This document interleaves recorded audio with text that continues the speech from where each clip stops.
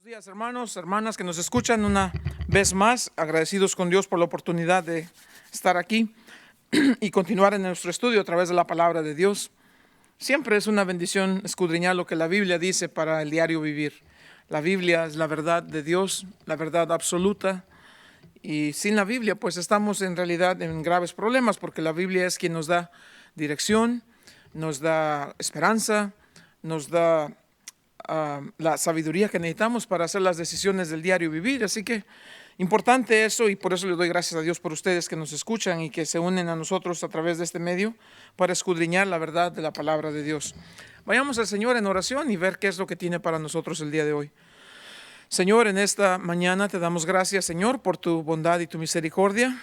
Te pedimos, Dios, que continúes haciendo tu voluntad, que nos enseñes, que nos traigas, Dios, a caminar contigo de manera que seamos, Señor, moldeados a la imagen y semejanza de Cristo Jesús. Enséñanos, Dios, en tu palabra y danos la gracia, Señor, para aplicar estas cosas a nuestro diario vivir y podamos así traer gloria y honra a tu nombre, Señor. Ese es nuestro deseo y esa es nuestra gran motivación. Te amamos y queremos agradarte en todo. Danos pues sabiduría, Dios, te lo pedimos en el nombre de Jesús. Amén. La semana pasada comenzamos este tema de la sumisión del esposo en el matrimonio. Necesariamente hablábamos acerca de que la sumisión en el matrimonio debe ser mutua. Y decíamos, ¿por qué debemos someternos? Y hablábamos acerca de la necesidad. No quiere decir que el esposo se somete a la autoridad de la esposa. Eso no es lo que la Biblia enseña.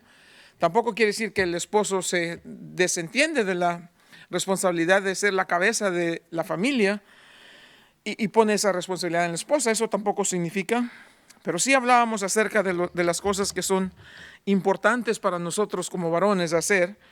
Y de eso decíamos la semana pasada, lo importante es amar a nuestra esposa como Jesús amó a su iglesia.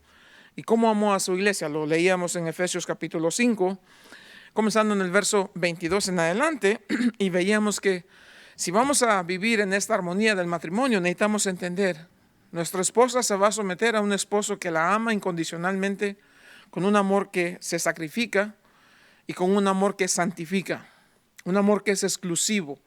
Cuando el hombre hace a la esposa entender o logra entender a la esposa que el esposo la ama por encima de todas las cosas, que ella es lo más importante, que ella es quien tiene ese lugar de preeminencia en la vida, Dios, primero que nada. Y luego en el matrimonio como esposos debemos poner a nuestra esposa en ese lugar y ella entender eso y siempre las prioridades así funcionan de esa manera. Y hablábamos de esa necesidad de amar con ese amor sincero, ese amor incondicional, el amor que no espera nada a cambio y de asegurarnos que repetimos estas cosas a la esposa, porque podemos decir, ella ya sabe. No, ella necesita escuchar esto. Ella necesita encontrarse en un lugar donde está protegida, donde se le provee todo lo necesario. Hablábamos de la importancia que es como esposo proveerle a mi esposa lo necesario para que crezca y luego tomar la responsabilidad de instruirla en la palabra y de guiarla y de enseñarle que esta es la vida como Dios la diseñó, ese es el matrimonio, así es como funciona. También hablábamos la necesidad de que el esposo conozca a su esposa, qué le gusta, qué le molesta, qué le entristece, qué le desanima. Y conocer estas cosas, debemos estudiar, esa es la palabra, muy profundamente a la esposa. Así que hablábamos de estas cosas y nos quedábamos prácticamente a la mitad de esto y decíamos, pues hablábamos en Efesios, prácticamente más en Efesios que nada, pero estamos en 1 de Pedro capítulo 3, verso 7, y hablábamos de dale honor a tu esposa, manténla como algo que es de mucho valor, de alto valor, y honra a tu esposa privadamente y públicamente. Asegúrate de decirle a tu esposa estas cosas que le traen honor a quien ella es. Y luego nos dice aquí, dando honor a la mujer en el verso 7, como a un vaso más frágil. Quiere decir que es un vaso frágil, pero es más frágil que el otro vaso que eres tu esposo. Tú también eres frágil. Así como ella es más frágil, tú eres frágil también. Esto es un término comparativo. Los dos somos débiles delante de Dios, eso es por seguro. Pero ella es más frágil, ella necesita protección, necesita cuidado, necesita mantenerse siempre el esposo al tanto de lo que está sucediendo en la casa, qué es lo que le entristece a mi esposa, y saber estas cosas. Y luego dice, y acordarte que juntamente con ella vas a heredar vida eterna. O sea, esa asignación de que tu esposa se someta a ti por ahora no es para siempre. En el cielo no hay diferencia. La esposa y el esposo son igual, son lo mismo delante de Dios. De hecho, delante de Dios, en la economía de Dios, no hay diferencia. ¿Por qué aquí la esposa debe someterse al esposo? Bueno, porque es una cuestión de orden. Dios lo estableció así, en principios de orden y funcionamiento. Para que la casa funcione debe haber una cabeza, no puede haber dos cabezas. Ese es algún problema en el matrimonio, cuando los dos quieren ser la cabeza del matrimonio. Algo que tiene dos cabezas, ¿qué sería? Un monstruo, exacto. Entonces no, hay una sola cabeza. Y él es el esposo. Y Dios lo decidió así. No porque es mejor o porque es más inteligente o porque... No. Porque Dios le dio esa responsabilidad, punto. Pero aquí nos dice, después de todo vamos a heredar vida eterna y ahí vamos a ser iguales. O nos dice, recuérdate que ellas son coherederas de la gracia de la vida. Y luego nos dice, ¿por qué debemos hacer esto? Debemos, dice, vivir con nuestra esposa sabiamente, debemos darle honor como un vaso más frágil, debemos respetarla como a coherederas de la gracia de la vida. Y aún nos dice, ¿por qué debemos hacerlo? Dice, para que vuestras oraciones no tengan estorbo. La palabra aquí estorbo sería como abrir una zanja, escarbar una zanja grande. Esto se hablaba en términos militares. Es decir, cuando se sabía que había una guerra entre dos naciones, por así decirlo, se trataba de cortar el camino, la carretera. Se abrían estas enormes zanjas para que no pudiera avanzar el ejército enemigo. Entonces aquí la Biblia nos dice que Satanás está ocupado abriendo zanjas para que tu vida no progrese, para que no avances, para que no vayas hacia adelante. Y nos dice aquí, para que tus oraciones no tengan estorbo. Y me pregunto si a veces nos damos el tiempo de escudriñar qué tanto impacto tienen mis oraciones en el cielo, qué tanto avanzan, qué tan cerca de mí está la zanja que detiene todas mis oraciones, para que lo entendamos de esa manera. O sea, la Biblia nos dice aquí, jamás debemos pensar que podemos estar mal con nuestra esposa y vamos a estar bien con Dios. No funciona así.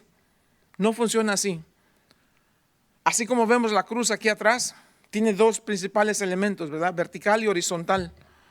Si estamos bien en este término, por eso el segundo mandamiento dice, ama a tu prójimo como a ti mismo.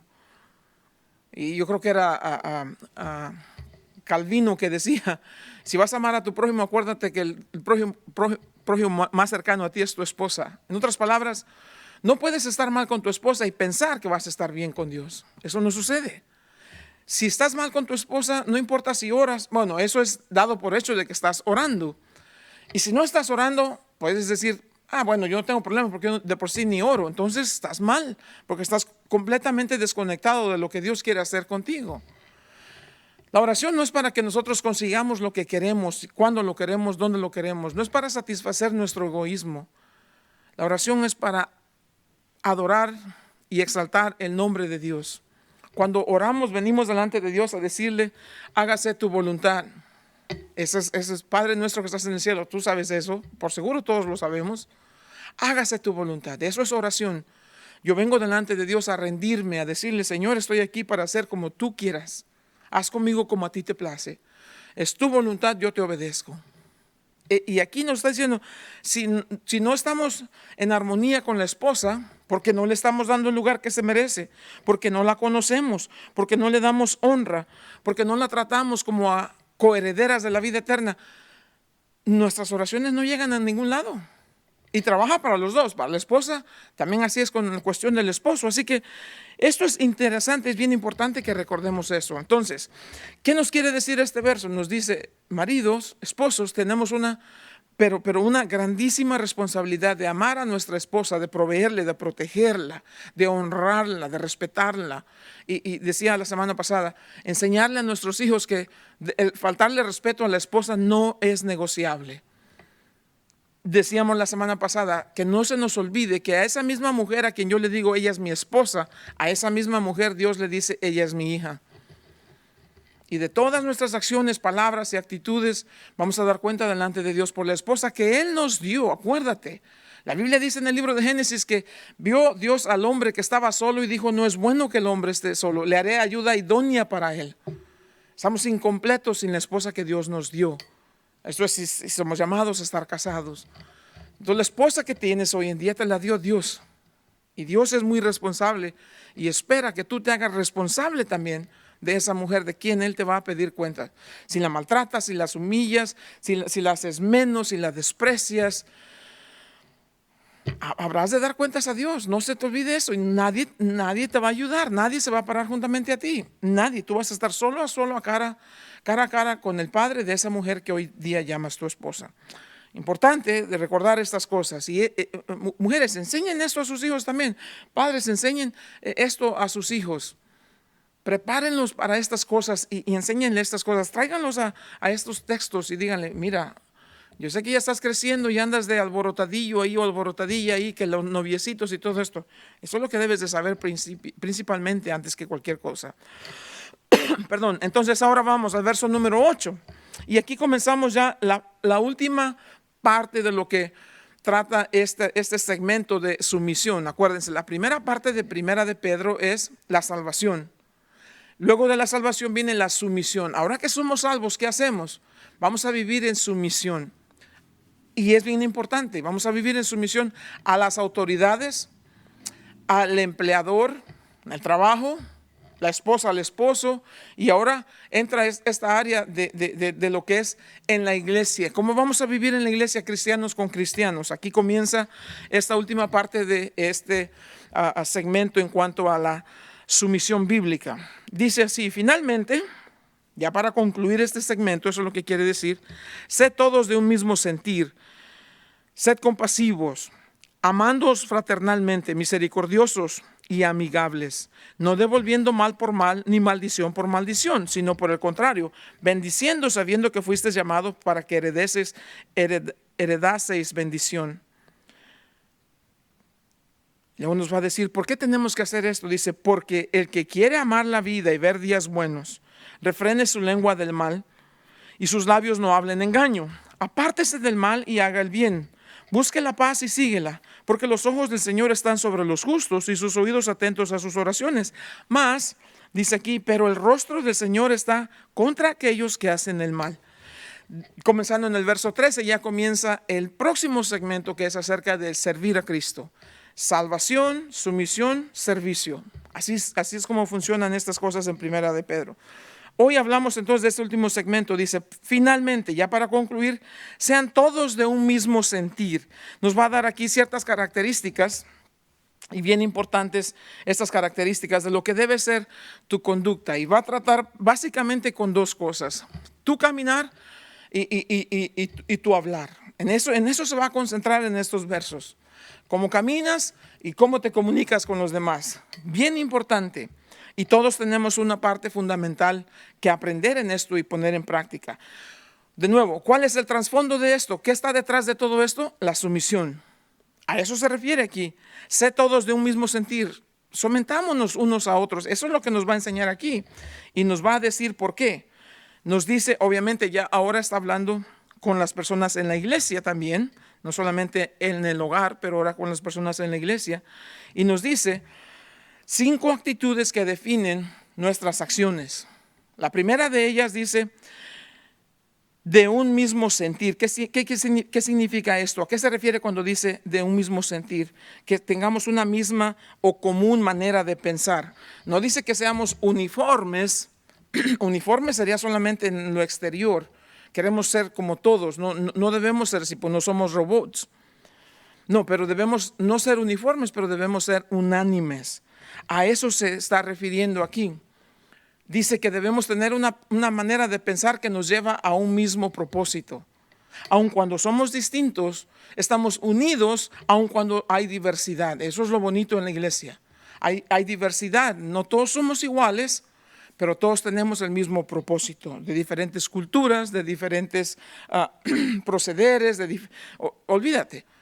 Pero tenemos un solo propósito y eso es la honra y la gloria de Dios. Eso es lo que nos está enseñando aquí. Cuando trabajamos en unidad, Aún a pesar de que somos diferentes en muchos aspectos, le damos honra y gloria a Dios. Puede ser que tengamos diferencias en las cosas, cómo hacerlas, pero no vamos a tener diferencia en lo que tenemos que hacer. ¿Me explico? Es decir, vinimos todos a la iglesia a los pies de Cristo Jesús, estamos en un mismo templo, nos reunimos con un mismo propósito, es honrar y glorificar a Dios.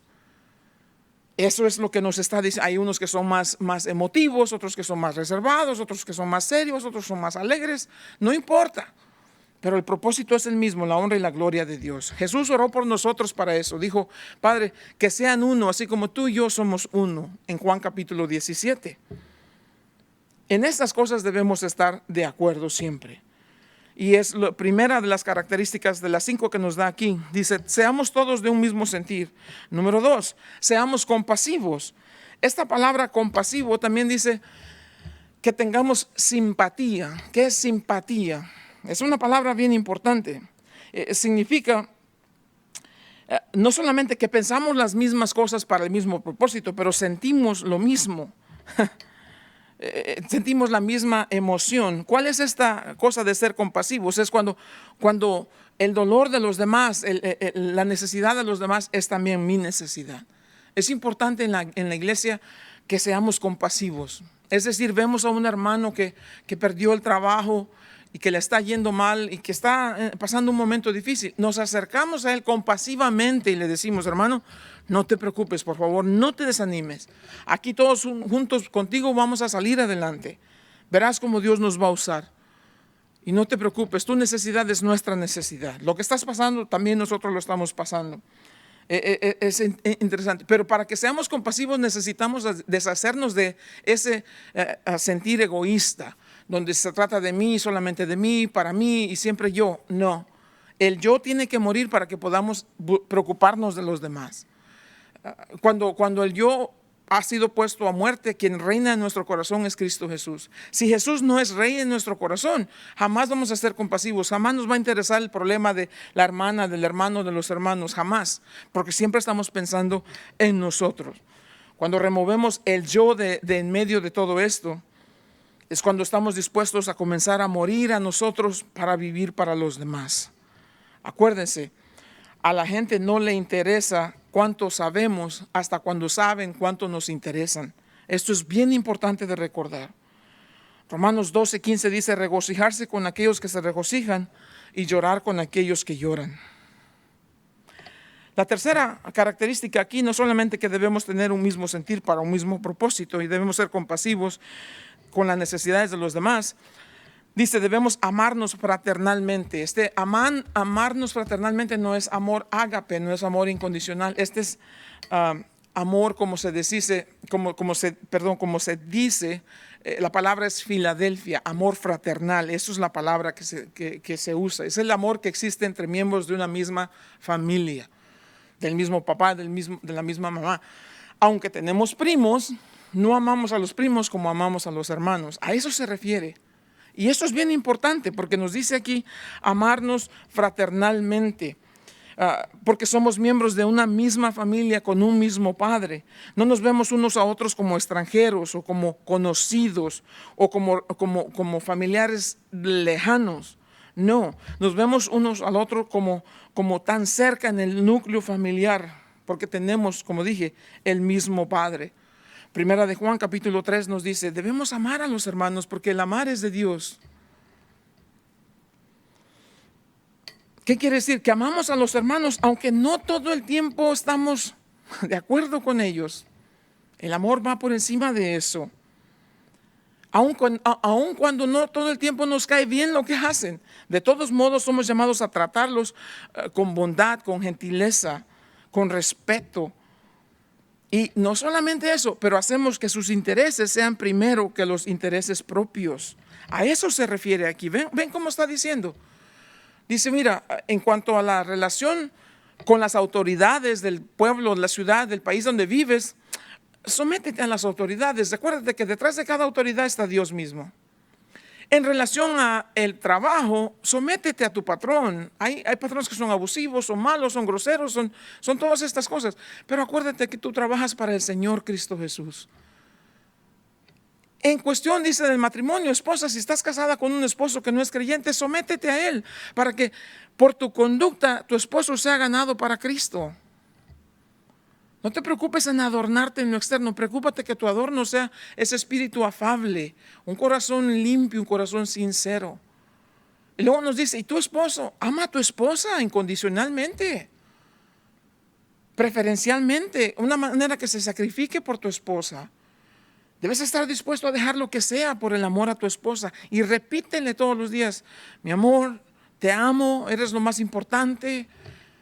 Haría cualquier cosa por hacer que tú vivas lo mejor que puedas vivir. Estoy aquí para ayudarte a que te mantengas pura, enseñándote la Biblia, guiándote en los caminos de Dios. Nunca te voy a pedir que hagas algo contrario a la palabra de Dios. Estoy aquí para protegerte cuando te sientas débil, confundida, desanimada. Estoy aquí para apapacharte. ¿Te acuerdas cuando hablábamos de eso? Voy a trabajar para darte un lugar seguro, para que nunca estés preocupada que te haga falta. Pobres, pero vas a tener lo necesario. Y por encima de todo, pobres, pero me vas a tener a mí para protegerte, para pelear por ti, para guardarte. Y si hay algo malo en ti, para limpiar esas impurezas. Así es como vamos avanzando. Y en la iglesia nos preocupamos por los demás. La necesidad de los demás es nuestra necesidad. Los amamos porque somos a todos, como amo a mis hermanos de padre y madre, así amo a mis hermanos de la iglesia, amándonos fraternalmente. Y luego nos dice aquí la siguiente característica, que seamos, dice, misericordiosos.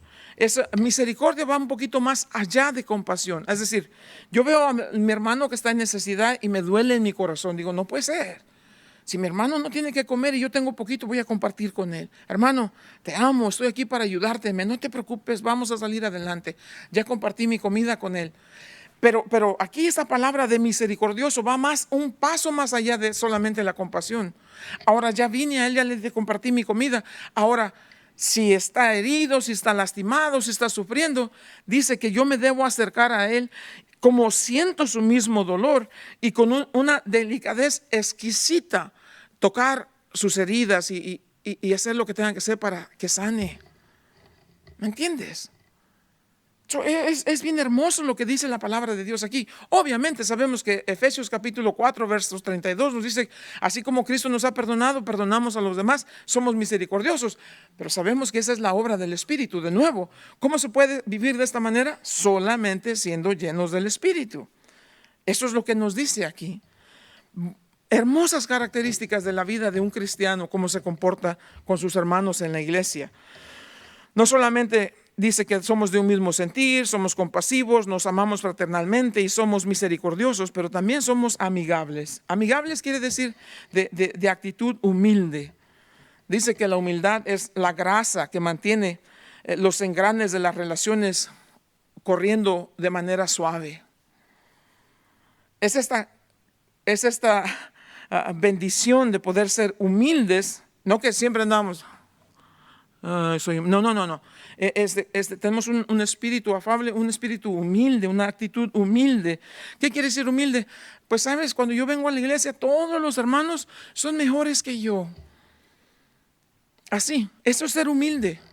No es solamente no pensar en ti, sino pensar que los demás, así nos dice Filipenses capítulo 2, y el mayor ejemplo de eso es Cristo Jesús, que vino del cielo a la tierra. Y se humilló a sí mismo haciéndose semejante a los hombres. Y estando en condición de hombres, dice, se humilló a sí mismo y fue a la muerte y muerte de cruz. Así se humilló Jesús por nosotros. Y nos dice mismo Filipenses, así que seamos de un mismo sentir, pongamos las necesidades de otros antes que las nuestras. A eso se refiere cuando dice con una actitud humilde. Ahora, del verso 9 al verso 12 nos va a decir, esta es la base, y luego nos dice cómo se relacionan estas cosas con esta base de ser todos de un mismo sentir, compasivos, amándonos fraternalmente, misericordiosos, amigables. Nos dice el verso 9, no devolviendo mal por mal. Si hubiese en el pueblo donde vivimos alguien que nos quiere hacer mal, que nos critica, que nos murmura, que nos hiere, que nos lastima, que nos acusa, que se ríe de nosotros, lo que nos hagan, nosotros no respondemos. Mira, no devuelvas mal por mal, ni maldición por maldición. ¿Qué debemos hacer entonces? Por el contrario, cuando alguien me hace mal, cuando alguien me maldice, yo le bendigo. ¿Cómo es eso? A ver, te lo pongo así de esta manera. Hay una palabra que se llama eulogía. Eulogía significa cuando hay un funeral. Por lo regular viene alguien que lee la eulogía de esta persona que murió. Espero en Dios lo esté diciendo correctamente, eulogía. Esta persona que lee la eulogía de esta persona dice, bueno, fulano de tal nació en tal lugar y vivió aquí, fue esto, buena persona. O sea, siempre vienen y dicen lo bueno de esta persona. Eulogía significa habla bien de otros. Y comúnmente dije en un funeral porque es donde se usa la palabra. El término se usa más en esos momentos. Quiere decir que cuando alguien me maldice, yo hablo bien de él. ¿Cómo así? Cuando alguien me hace daño, yo hablo bien de él.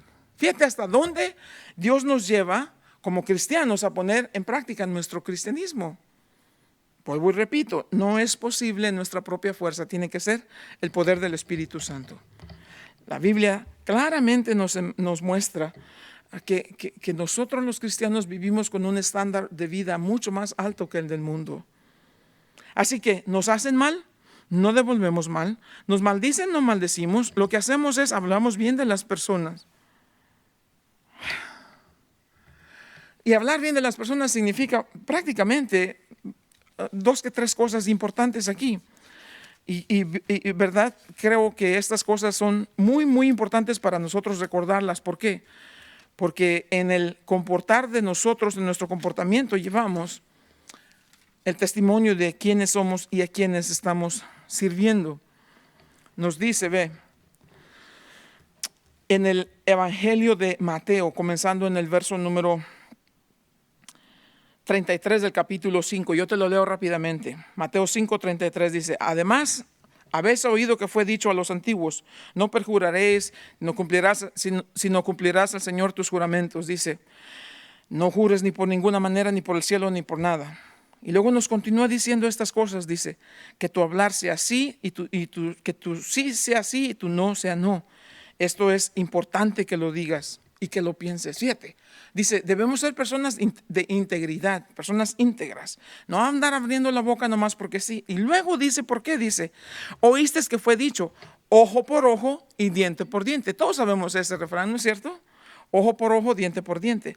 Pero yo os digo, no resistáis al que es malo. Antes, a cualquiera que te hiera en la mejilla derecha, vuélvele también la otra. Y al que quiera ponerte a pleito y quitarte la túnica, déjale también la capa. Y a cualquiera que te obligue a llevar carga por 1 milla, ve con él 2. Al que te pida, dale, y al que te quiera tomar de ti prestado, no se lo rehuses. Oíste que fue dicho, amarás a tu prójimo y aborrecerás a tu enemigo. Pero yo os digo, amar a vuestros enemigos. Y aquí viene lo bueno, dice, bendecid a los que os maldicen, haced bien a los que os aborrecen y orad por los que os ultrajan y os persiguen. ¿Y por qué hacemos esto? Dice, para que seáis hijos de vuestro Padre que está en los cielos, que hace salir su sol sobre los malos y los buenos y hace llover sobre justos e injustos. Ay, ay, ay.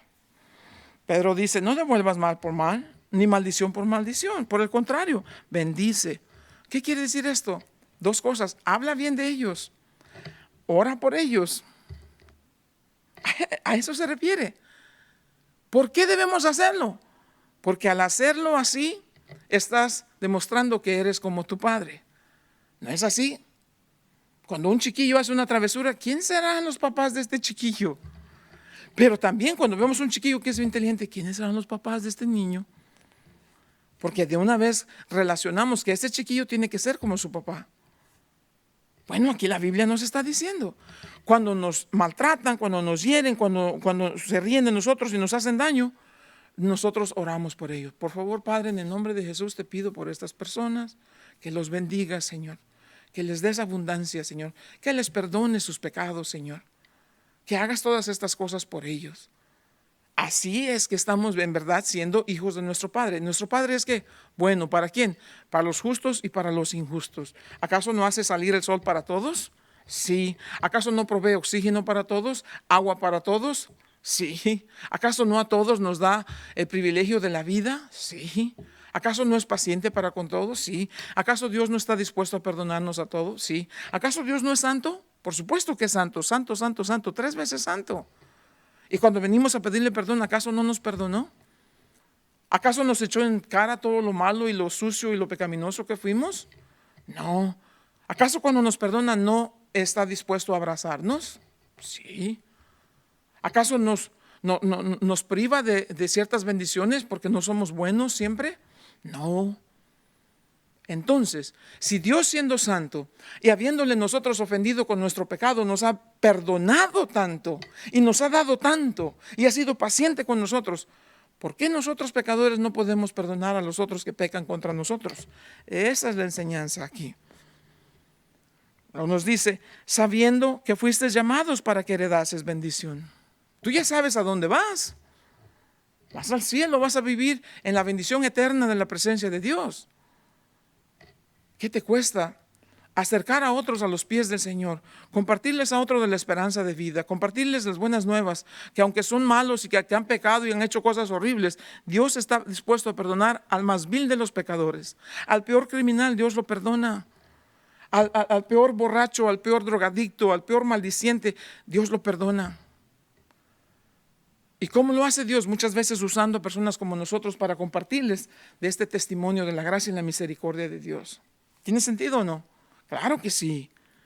Así que dice, no devuelvas mal por mal, más bien bendice, ora por ellos. Y luego aquí ya entra en el verso número 10, dice, porque el que quiera amar la vida y ver días buenos, ¿acaso la vida no es hermosa? La vida es maravillosa. La vida es, en verdad, cosa hermosísima de verdad. Yo sé que a lo mejor estás pasando cosas y a lo mejor estás diciendo, para ti la vida es hermosa, para mí la vida ha sido muy difícil, la vida. Sí, estoy de acuerdo. Tú no sabes la tristeza, tú no sabes el dolor, tú no sabes el sufrimiento, el hambre, la miseria que he tenido que pasar. Sí es cierto, todos. Pero la vida es hermosísima. Pero aquí viene la clave para que la vida sea hermosa. Dice, el que quiere amar la vida y ver días buenos, si quieres amar la vida, gozar la vida, regocijarte en esta vida. Vaya, en palabras así comunes, si quieres ser feliz en esta vida, comienza a vivir una vida que no se trata de ti, se trata de Dios. Estás aquí no para ti, estás aquí para Dios. Estás aquí no para tu esposo, estás aquí para Dios. Estás aquí no para tu esposa, estás aquí para Dios. No para tus hijos, no para tus padres, no para tu trabajo. Estás aquí para la honra y la gloria de Dios. Cuando vives la vida de esa manera, y ahora ya que entregué mi vida a Dios y voy a vivir mi vida para Dios, ¿qué va a hacer Dios conmigo? Su presencia, su protección, su provisión, su paz, su propósito, su plan y todo su poder te van a llegar a ti, te van a seguir y te van a servir todos los días de tu vida. ¿Qué te va a faltar entonces? Nada. Ama la vida, disfruta la vida. Honra a Dios con tu vida. Ayuda a los otros con tu vida. Y después fíjate cómo Dios te va a bendecir. Si amas la vida y quieres ver días buenos, todos los días son buenos si los dedicamos para la honra y la gloria de Dios. Entonces, refrena tu lengua del mal y cuida tus labios que no hablen engaño. La lengua, dice Santiago, es un miembro pequeño, pero cuán grande incendio prende la lengua. Hay un monstruo horrible en el mundo, pequeño pero horrible de verdad, y habita detrás de una jaula de dientes, la lengua. La lengua daña, hiere, lastima, destruye. Por eso dice aquí, refrena tu lengua y que tus labios no hablen engaño. Esa debe ser la manera en cómo respondemos a la gente, a los demás, cuando en lo que vivimos, en lo que hacemos. Es tan importante tener esta conducta, esta actitud y comportarnos de esa manera, porque la Biblia nos dice, eso se trata de vivir. La Biblia dice en Salmo 141, verso 3, pon una guarda, dice, pon un muro, pon una protección, Señor, sobre mi boca y guarda, vigila la puerta de mis labios. Quiere decir, no digas más. ¿Cuántas veces te has arrepentido de algo que dijiste? ¿Cuántas veces hemos herido a alguien con lo que dijimos? Dice, refrena tu lengua del mal y que tus labios no hablen engaño. La mentira es del diablo, así que para de contar. No tienes nada que vivir tú en la mentira. No mientas. Sé cómo eres. Dios te ama tal y como eres.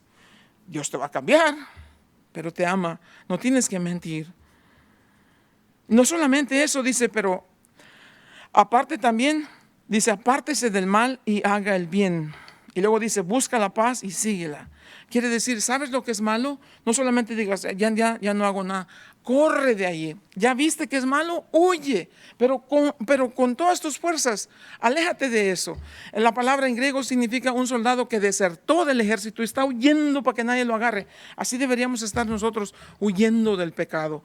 Huye con todas tus fuerzas del pecado. No solamente eso, dice, y dedícate a hacer el bien.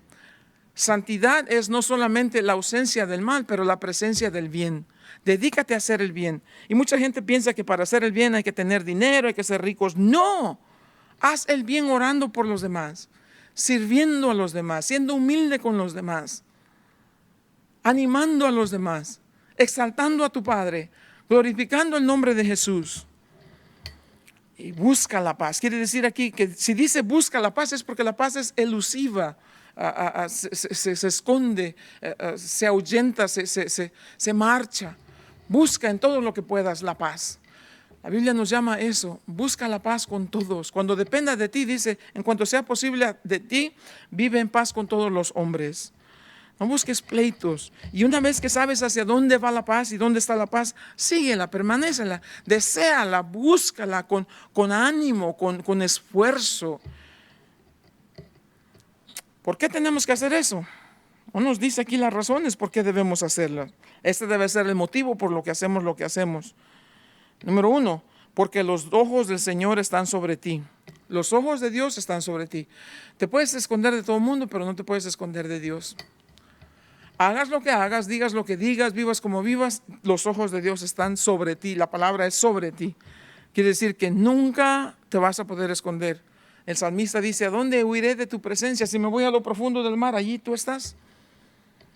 Si en las nubes, dice, pusiera mi estrado, allí estarás también tú. No podemos escondernos de Dios en ningún lugar. Dios está en todos lados, es omnipresente. Los ojos de Dios están sobre de ti todo el tiempo. Te está viendo, te está observando. Y también dice, sus oídos están abiertos o atentos a tus oraciones. ¿Ah? ¿Qué dices? ¿No es algo maravilloso saber que los ojos de Dios estén sobre ti? Pero también que sus oídos están atentos a tus oraciones. Mira, fíjate cómo es esto. Dios está esperando que le hables. Te ve donde estás. Y te ve que estás padeciendo, te ve que estás sufriendo y te ve que estás... Pero te ve en la rebeldía que dices, yo no me voy a humillar, yo no me voy a acercar, yo no me voy a rendir, yo puedo. Y el mundo te dice cada barbaridad que tú puedes, échale ganas, tú tienes la fuerza, vas a salir adelante, no te rindas y que tú puedes y que tú... Fuerza y no sé qué. No, esa es la filosofía barata del mundo. No. Si no estás bien con los demás, no estás bien con Dios. Es lo que la Biblia dice. Y aun cuando Dios tiene su oído atento, ¿qué pasó? Vi que la oración salió, pero no llegó. ¿Dónde se queda tu oración? ¿Dónde? Y qué triste cuando el Señor dice, no, por favor, no te presentes delante de mí con eso. Si sabes muy bien que estás mal. Mira, dice así el Señor, clarito lo dice. Si sabes muy bien que tienes algo o que un hermano tiene algo contra ti, anda, levántate, corre, ve y ponte a cuentas con tu hermano y después vienes a presentarme a mí tus ofrendas. ¿Qué dices?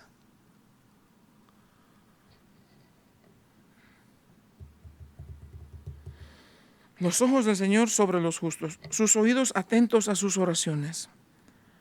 Pero el rostro del Señor está contra aquellos que hacen el mal. ¿Qué quiere decir eso de que el rostro del Señor está contra aquellos que hacen el mal? Quiere decir que vas a mirar un día a Dios.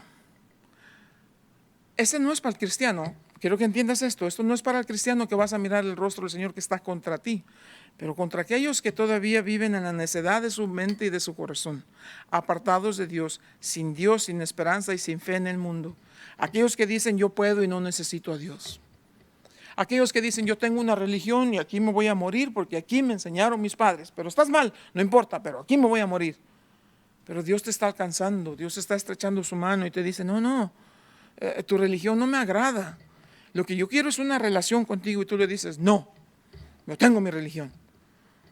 Entonces un día te vas a presentar delante del Señor y el Señor te va a ver y te va a decir,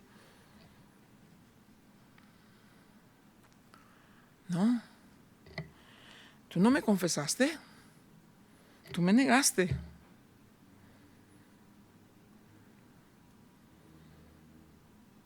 Yo a tu vida quisiste vivir a tu manera, haciendo como te convenía, abusando de la mujer que Dios te dio, siendo tramposo, viviendo en arrogancia, viviendo en orgullo, viviendo para ti, haciendo todas estas cosas. Bueno, viene el día en que aquellos que no son cristianos van a estar delante de su presencia. Porque esto no es para los cristianos, porque el que es cristiano, aunque falla, aunque peca, no somos los perfectos, somos los perdonados. Cuando nos acercamos a Dios, perdónanos, Padre, porque Él está dispuesto a perdonarte. Pero lo que Dios no va a tolerar, lo que Dios no va a pasar por alto es que toda la vida trató de alcanzarte, toda la vida trató de salvarte, te extendió los años de vida para que te arrepintieras de tu mal proceder, de tu mala conducta, de tu mal manera de vivir. Y siempre le miraste a la cara y con desafío, con orgullo, con rabia le dijiste, no me voy a rendir a ti. Entonces vas a mirar al Señor y te va a decir, no, pues no, yo no estoy contigo. Mira, si no recibes al Señor Jesús en tu corazón y te mueres sin Jesús en tu corazón, tú no vas a ver a Dios como tu Padre, lo vas a ver como tu juez. Y tú no quieres estar delante de Dios como tu juez. Dios juzgó el pecado de todos nosotros en la cruz del Calvario en Cristo Jesús, para que en vez de que veas a Dios como tu juez, lo veas como tu Padre. La decisión es tuya. Te sugiero lo más antes posible, rindas tu voluntad a la voluntad de Dios. Entregues tu vida a Dios y decirle, Padre, perdóname de mis pecados, entra en mi corazón, sé el Señor de mi vida, sé mi Salvador. Gracias por perdonarme, gracias por recibirme. Quiero pensar que viene el día en que te voy a ver cara a cara, como mi Padre eterno que está en el cielo, no como el juez justo de toda la tierra. ¿Qué hacemos? Nos apartamos del mal, refrenamos nuestra lengua del mal. Somos bondadosos, somos compasivos, somos humildes, somos personas que amamos fraternalmente a la familia y somos sumisos delante de Dios. Esa es la actitud que agrada a Dios. Padre, en el nombre de Jesús, gracias te damos por este día, gracias por este tiempo, gracias por tu palabra que es maravillosa, es viva y eficaz. Gracias Dios por tu presencia. A ti sea la honra y la gloria, Padre, en Cristo Jesús. Amén.